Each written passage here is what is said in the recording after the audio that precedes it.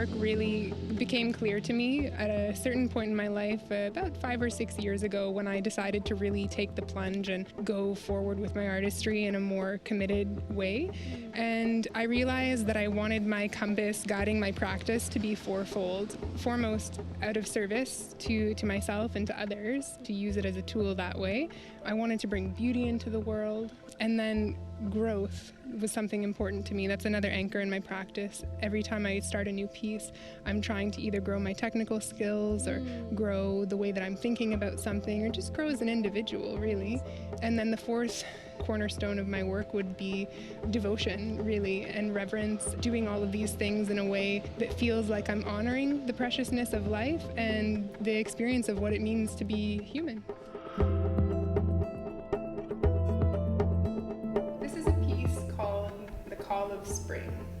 Here where we are on Salt Spring Island, the traditional territories of the Coast Salish First Nations, winter, although it's not very, very cold compared to the rest of Canada, it's long, it's rainy, and things really quiet down. Springtime is a really special time of year when all the life starts to awaken again, and the beautiful lands which have been cared with so much love and stewarded by the Coast Salish First Nations, they come to life with an incredible amount of biodiversity. The flora, the fauna, everything is just an orchestra of color and sound and sense.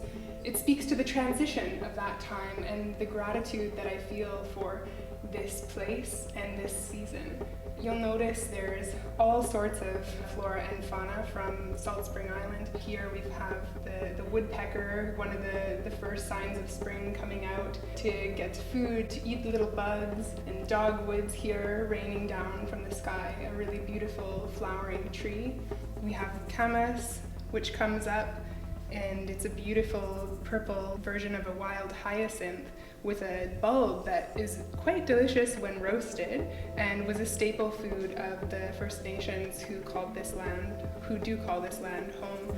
We can also see some fairy slipper orchids in the bottom, some chorus frogs, blue darner dragonfly, and an interpretation of a rough-skinned newt, as well as some skunk cabbage in the lower right-hand corner. The one thing you may notice which is out of place is the conch shell. I don't believe we have any conches in the oceans here.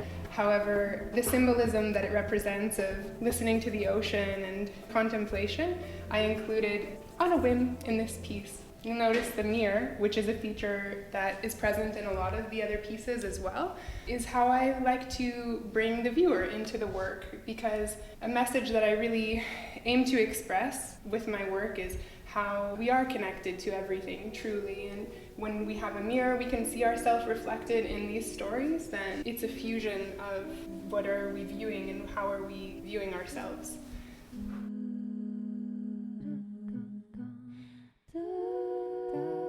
We are our artwork, actually, and the way we see the world, it influences our artwork so much. Yeah. And of course, as we grow and change, so does our art. Just a funny story I remember early on when I realized this truth. I was in my early 20s and a little silly, of course, and so I said, yes, the way that I see the world changes my art. So I went out and promptly bought myself an eye patch and started wearing it around. Turns out no depth perception. Like, I immediately left my wallet somewhere and was on an escalator. Anyways, I interpret it a lot more metaphorically these days, but it's good to experiment, of course. What we do for our Gotta have a sense of humor, right? Yeah, just play. Yeah, play. That's a huge part of it, actually. Yeah.